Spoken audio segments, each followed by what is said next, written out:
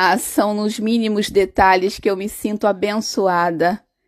O meu limoeiro está plantado em um vaso e ainda divide espaço com a clitória. A produção dele está muito linda.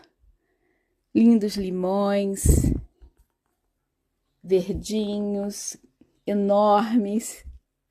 Isso é amor, é muito amor. Gratidão, Deus, gratidão.